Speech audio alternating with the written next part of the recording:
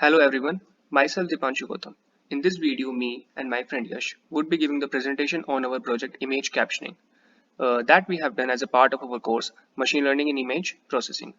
So let's start. So this will be the agenda of our presentation.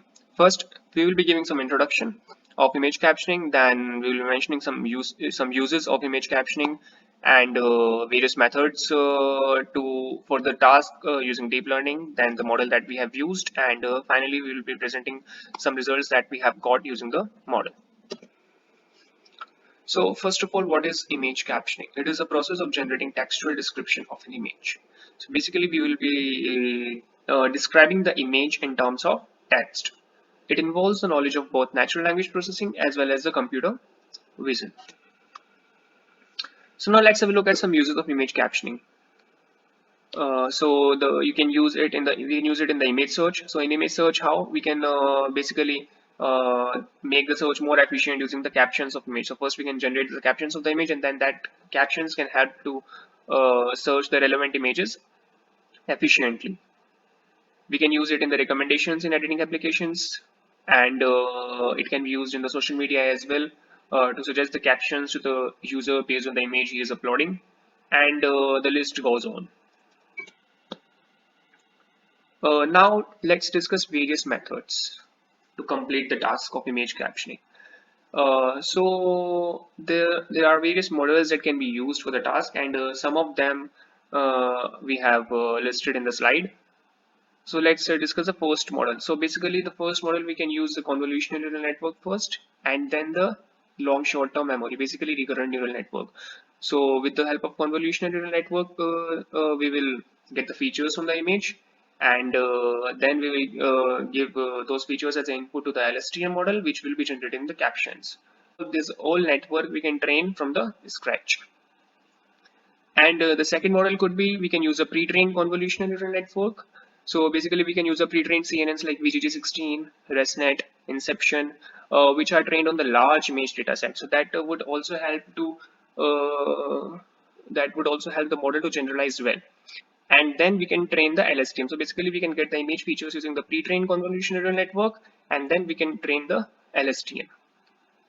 And now in the third method, we can add the attention layer as well. So the overall model would be like first the pre-trained CNN layers, then the attention layer, and then the LSTM layer. So what attention mechanism does? Attention mechanism basically add different weights to different parts of the image depending on the output. So it basically focus on the relevant part of the images only while predicting some output. So let's say we have an image in which a boy is playing with football. So let's say we have the caption generated, say boy is playing football. So while generating the boy word, it would focus more on the part of the image that is containing boy. So that would help us to increase the accuracy of the model, and it would further help us to get the better captions for the image. But in our model, what we have used the pre-trained CNN and LSTM. So we have not used the attention mechanism in this project. Now, so there might be different types of models that can be used while it comes to the recurrent neural networks.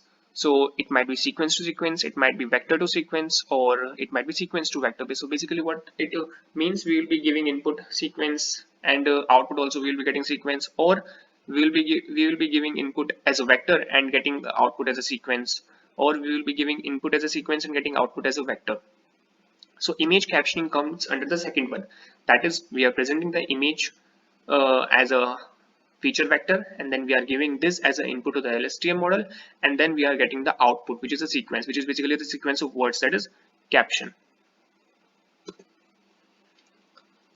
Now the architecture of our model. So basically what it involves, first we'll have an image.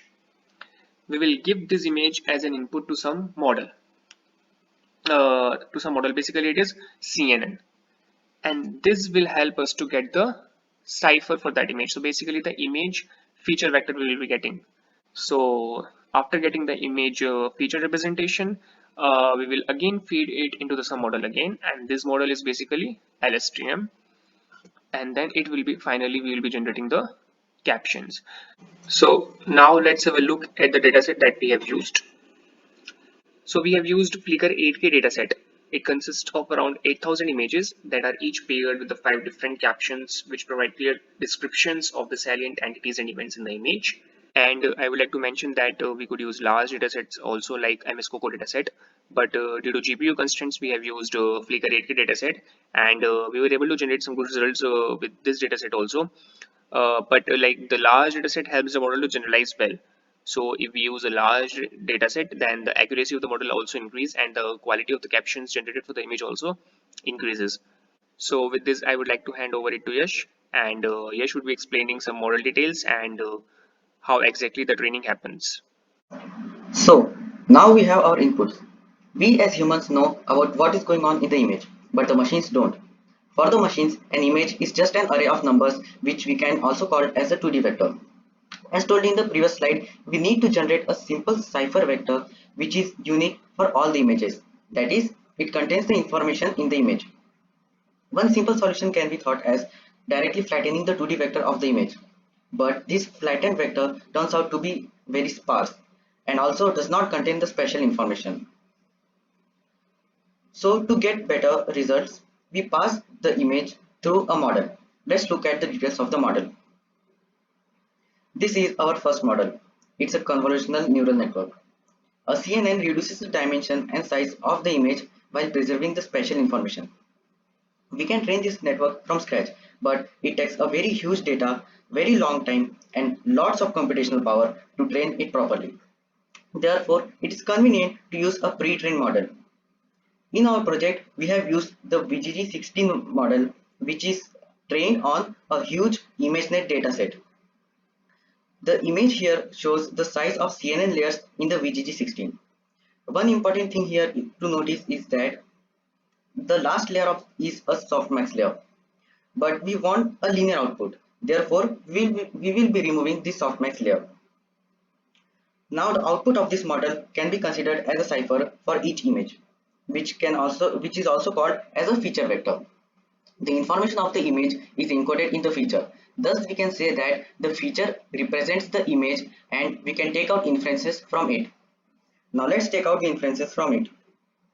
The inferences are going to be captions, which is a sequence data. So obviously we will be using a recurrent neural network for this task.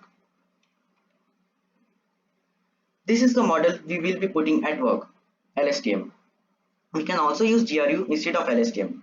The job of LSTM here is to give a sequence data as output using the feature vector. The outputs here are the words of the caption. Each word can be represented as a one-hot encoded vector, and each outputted word is given as input in the next iteration. In the image shown here, these are not the layers of LSTM. They represent different iterations with the same layer. We can also cleverly use the word embeddings instead of the one-hot vectors. This helps us to incorporate the meaning and semantics of the word and the sentences while training. In our project, we have used the globe embeddings for English language. So this is our overall model. We input an image, get the feature vector through CNN, put it through LSTM, and then get the captions. One important point here is that the inputs and outputs for the LSTM layer are different for training and testing. While training, the input to the LSTM are original captions, using which new captions are generated. While testing, the first half is the same. We get the linear layer. But after a word is generated, the same word is given back as input in the next iteration, and a new word is predicted. And this goes on until the end token is reached. So these are the results that we got. We could run the model only for 20 epochs due to the small size of our GPU. But still, we got a nice blue score of 48%. The two images above are taken from the dataset we trained on. Our model performs very well on these images. The bottom two images are not from our dataset, but still the model is able to describe most of the image.